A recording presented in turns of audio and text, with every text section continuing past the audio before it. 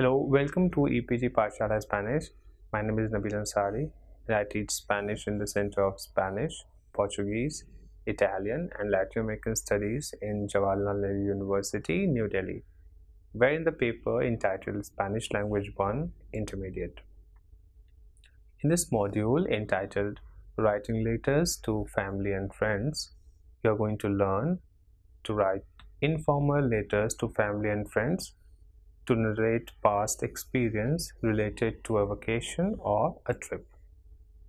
Writing postcards is a way of letting people know that we have thought of them when we were on a vacation.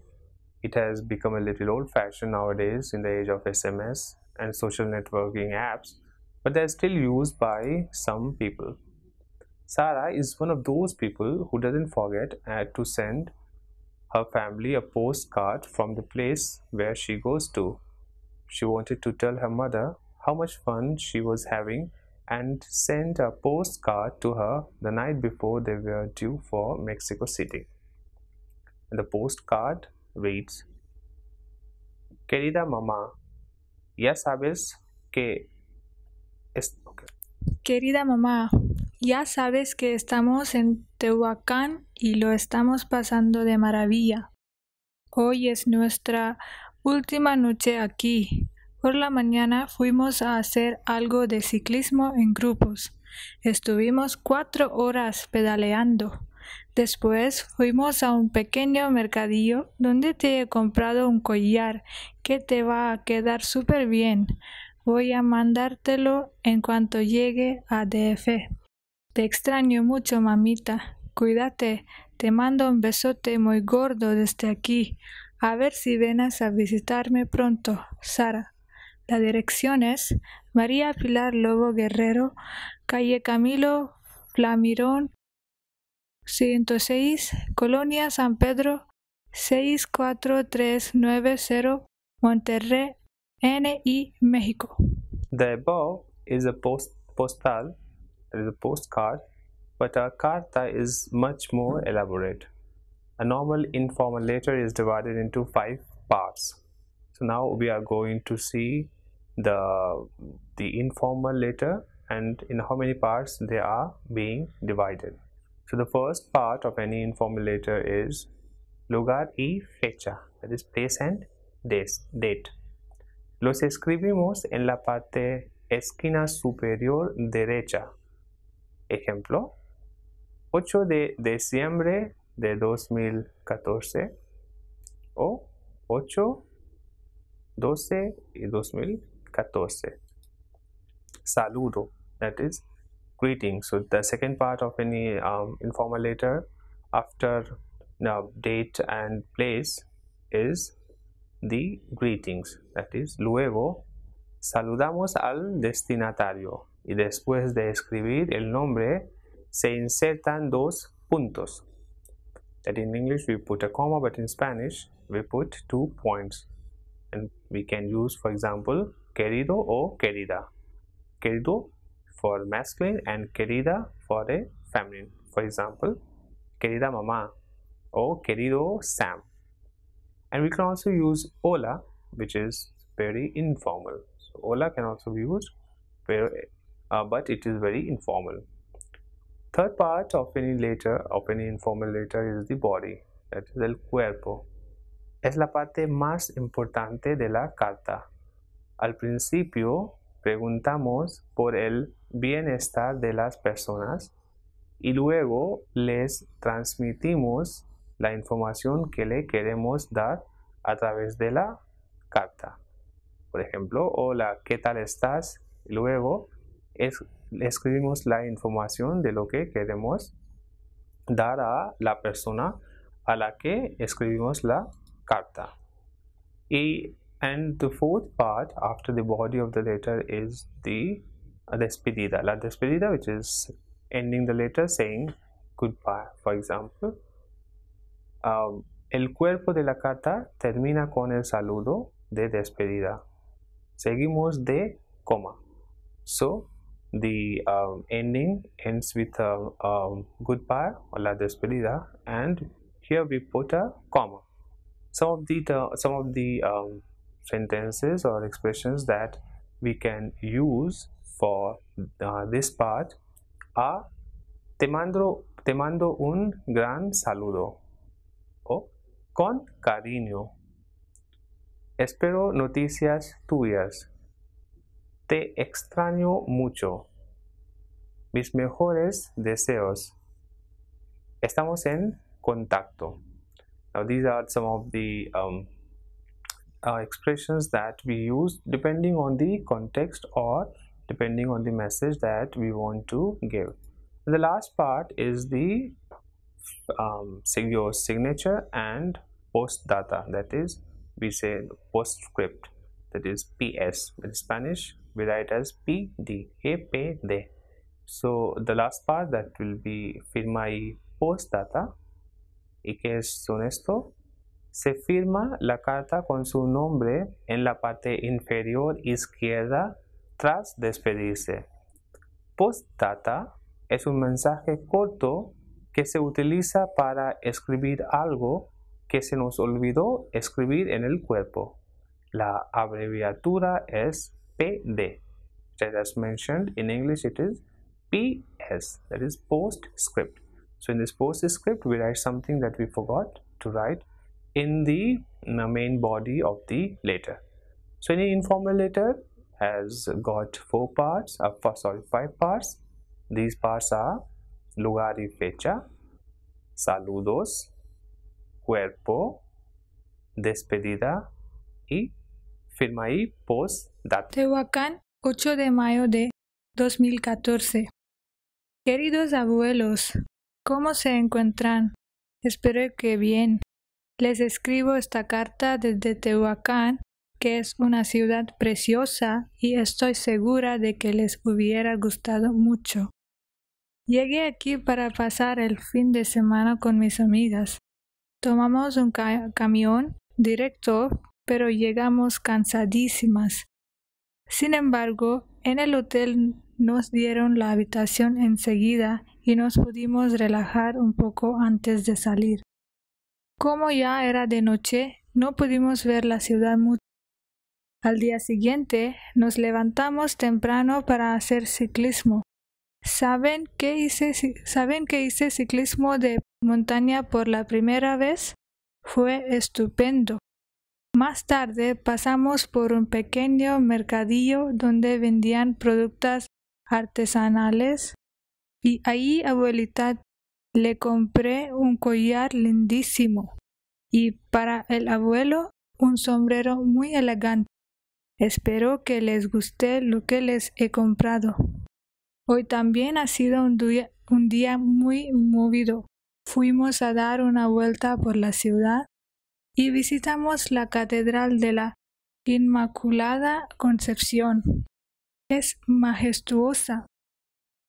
No olvidé encender una vela, pero lo que más me gustó fue el convento, que es un edificio muy hermoso de estilo mediterráneo o colonial. Más tarde fuimos al jardín botánico de cactáceas, que está a unos 30 minutos en coche. Es una maravilla. Nunca había visto tantas especies en un solo lugar. Me quedé asombrada. Les mando unas fotos que hice allí. Ya verán cómo es un lugar increíble. Mañana, a primeras horas de la mañana, partimos para DF para seguir con las clases. Uf, qué ganas tengo de verlos. A lo mejor en las vacaciones de verano tendré la oportunidad de visitarlos. Les mando un gran saludo y abrazo. Sara. Fede. ¿Qué tal los cacharritos? ¿No los venden? Son preciosos. So after having seen the letter written by Sarah, now we are going to talk about the types of letters. The first one is informal letters. Cartas informales. Se escriben a los amigos, familiares, incluso a los desconocidos con los que queremos entablar amistades, como las amistades por correspondencia. Amistad por correspondencia es como pen pals. The first one was informal letter that we write to our friends, our relatives, or to someone with whom we want to have friendship. Cartas de amor. So cartas de amor means love letters. Dentro de la categoría de cartas informales se incluyen las cartas de amor dirigidas a un amado o amada, confesando el amor que se siente del uno y para el otro. So it doesn't need any explanation, as it's very clear what love letters are. Cartas de condolencia, which means condolence letters.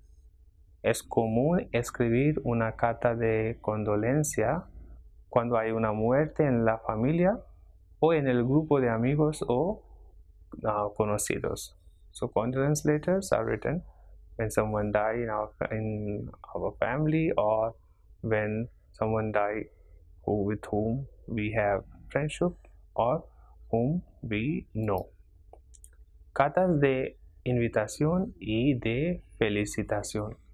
So fourth one is the invitation letter or letters sent to someone congratulating for something. Se escriben para invitar a alguien a un evento o felicitarlo por los logros adquiridos respectivamente. Now we are going to see one letter of invitation as an example. So as you can see in the image, the letter says, and I read, Amigo, te invito a mi fiesta de cumpleaños, que se realizará el día 15 de junio a las 18 horas en el roble número 2312, Maipú. No faltes. So this was a letter of invitation, or an example of letter of invitation or invitation letter. The last one is cartas formales. Cartas formales means formal letters. Now you can see examples of all these letters in the e-text. So if you want to read more letters of like more informal letters, or cartas de amor, that is love letters, or cartas de condolencia, that is condolence letters, or cartas de invitación y de felicitación, that is invitation and letters congratulating someone, and cartas formales, that is formal letters, you can refer to the e-text. Ahora aprendamos a escribir una buena carta. So after having seen the kinds of letters and after having read examples of all these kinds of letters, now we are going to talk about how to write a good letter. So we'll start with the paragraphs, which is párrafos en español. Se puede utilizar sangría, pero con la computadora se ha perdido esa costumbre. So, la primera parte importante es escribir en párrafos. Lenguaje informal. El primer párrafo generalmente expresa un saludo seguido de deseos de buena salud. Si estás escribiendo a alguien que conoces muy bien, es mejor tratar de ser amigables. Por ejemplo, ¿cómo se encuentran? También hay que evitar frases como estoy escribiendo esta carta para. Entonces, hay que tener en cuenta el lenguaje. Si el lenguaje es formal o si el lenguaje es o debe ser informal. Y como os explicamos aquí, si estamos escribiendo a alguien que conocemos muy bien, entonces es mejor tratar de ser amigables. escribir preguntas como ¿cómo se encuentran? También os hemos dicho de lo que tenéis que evitar. Por ejemplo, mejor no escribir estoy escribiendo esta carta para. El tercer punto importante es mejor emplear el uso coloquial del lenguaje.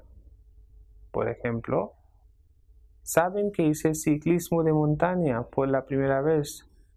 Fue estupendo. Más tarde pasamos por un pequeño mercadillo donde vendían productos artesanales. Y ahí, abuelita, le compré un collar lindísimo. Y para el abuelo, un sombrero muy elegante.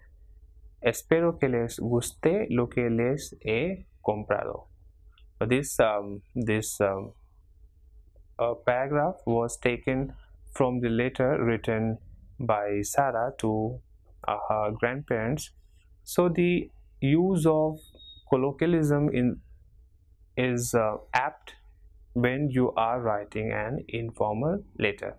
As I mentioned just before, that it depends on the situation whether we are writing a formal letter or informal letter. So if you are writing an informal letter, if you are writing to your close relatives, it is always better to use the colloquial form of the language. And if you are writing a formal letter, so it's very clear that you should not use this. Ortografía y puntuación. So writing and the punctuation. Ten en cuenta que no hay que cometer estos errores porque tiendan a distraer el lector.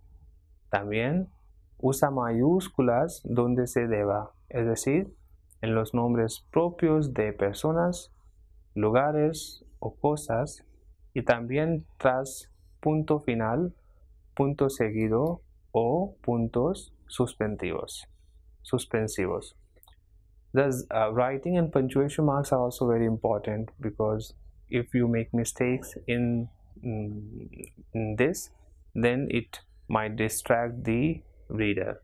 So you should know where to use capital letters, where to use small letters, where to put comma, where to put full stop, and where not to use all this. Cohesión del estilo y la voz. En las cartas formales se suele utilizar más la voz activa para que la carta suene más coloquial. So the cohesion of style and voice is also very important. So in the formal letters, we normally use the active voice so that it sounds more colloquial. That is for the formal letter. The seventh point, which is also very important, is to ask questions. That is, ask preguntas. So what is this? We are going to see. Además de preguntar por el bienestar del destinatario, es bueno hacerles preguntas sobre otras cosas de su interés personal. Por ejemplo, ¿cómo están mis hermanos queridos? O ¿qué tal el nuevo jefe? ¿Te trata bien? ¿O qué tal el tiempo?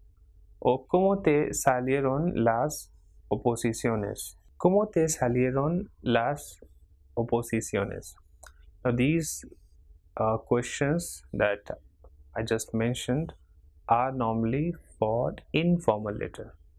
So in the formal letter, the questions asked will be completely different depending on the context.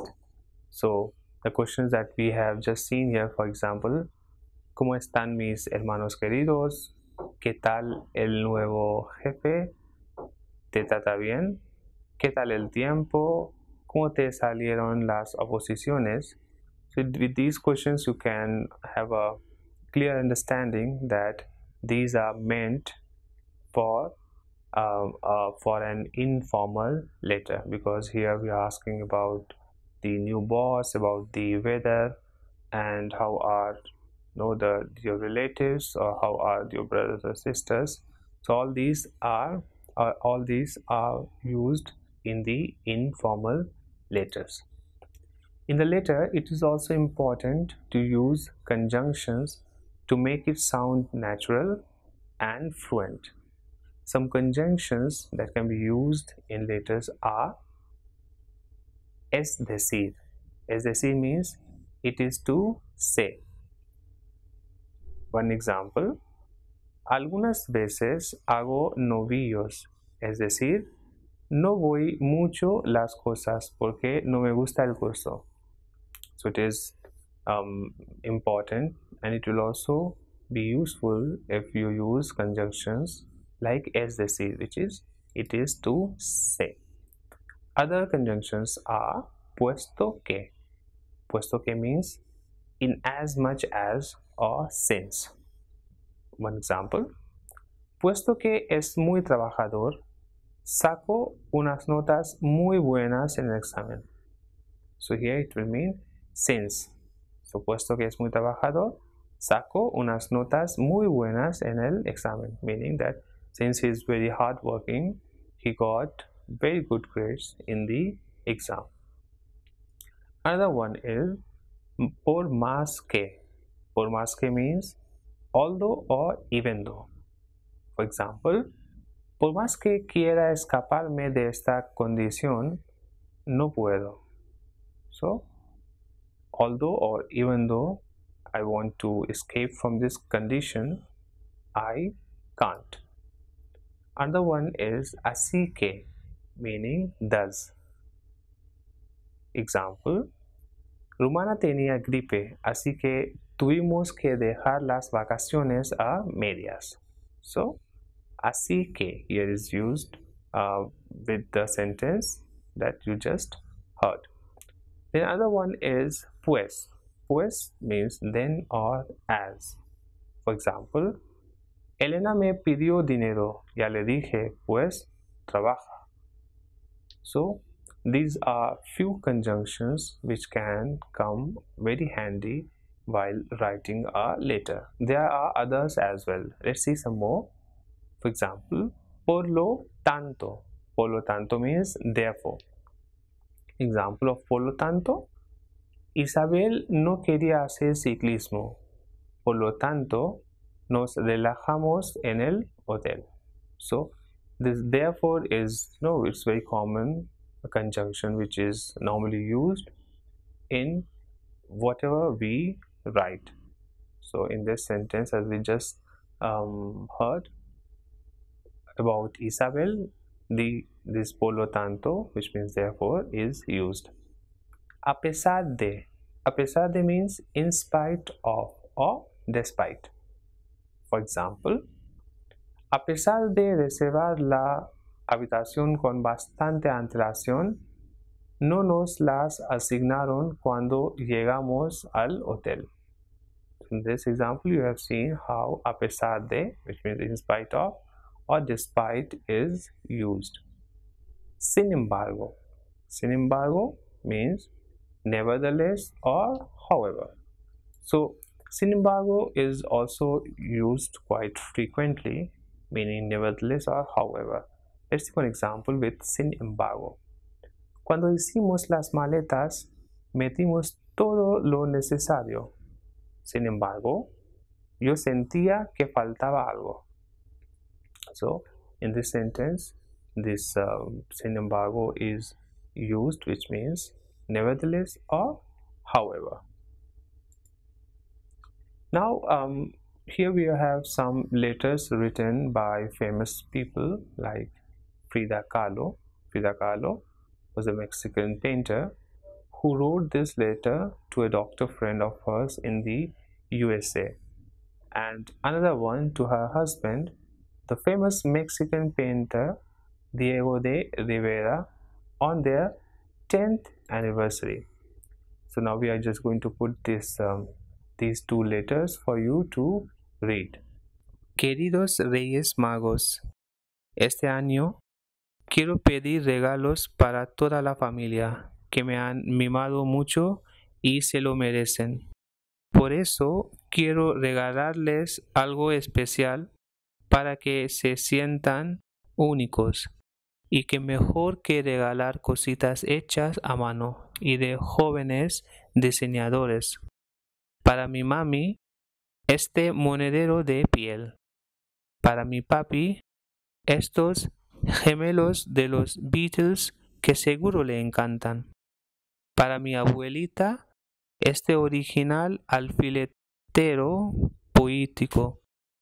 Para la cineasta, el collar broche de Amélie. Para la más tierna, la muñequita Cecilo. Para la más romántica de la casa, estos preciosos broches. Ah, y para el bebé que se olvidaba, ya sabéis, majestades, que en la habitación de Kate podéis encontrar regalos exclusivos y originales para todos. Gracias, sus majestades. The second letter. Queridos Reyes Magos, soy Paula Patiño y este año me he portado fenomenal.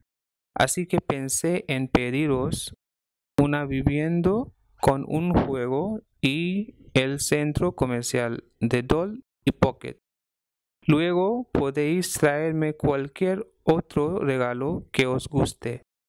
Muchas gracias y muchos besos. Firmada Paula. Here we have some letters written by famous people like Frida Kahlo, who was a Mexican painter, who wrote this letter to a doctor friend of hers in the USA, and another one to her husband, the famous Mexican painter Diego de Rivera, on their 10th anniversary. So now on the screen you see the first letter written by her. You read it, and then I'm just going to read the letter for you after you have read it. Querido doctorcito, now I'm going to read the letter for you. I hope that you have read the letter by now. Querido doctorcito, te extraño muchísimo. Diego dice que acabará el fresco el día 20 de noviembre y ya nada más. Cuento los días para largarme de aquí. Dime, ¿cómo estás tú? ¿Y qué haces? Dime si me echas de menos. No sabe cómo te agradeceré que me hubieras venido a verme a Nueva York. Te quiero verte tanto. Por lo que tú más quieras, escríbeme y dime si has visto a Diego y cómo sigue de sus ojitos. Te mando muchos besos, tu Frida. Now you're going to see the second letter. You should read this letter before I read it for you. Cuando desperté y dije, Zócalo, ya es tarde para irme a la escuela. 20 de agosto de 1929. Te adora tu Frida. Now, thus in this lesson you have learned las partes de una carta informal. So in this you have seen the various parts of an informal letter. Distintos tipos de cartas informales. So we also seen various types of informal letters. Las conjunciones para mejorar la escritura. We also seen the conjunctions in order to write better. Y también narrar un viaje recién hecho a alguien en cartas informales. And we also seen how to narrate a recent trip to someone in informal letters. So more or less we have in this module seen various informations regarding the informal letters. While explaining this, I have also contrasted it a bit for you with the formal letter, what and how to write that as well. Not much in detail, but a little bit, yes. So if you want to know more, or if you want to do more exercises and you want to practice more, or if you want to see more letters, you can refer to the e-text. Thank you.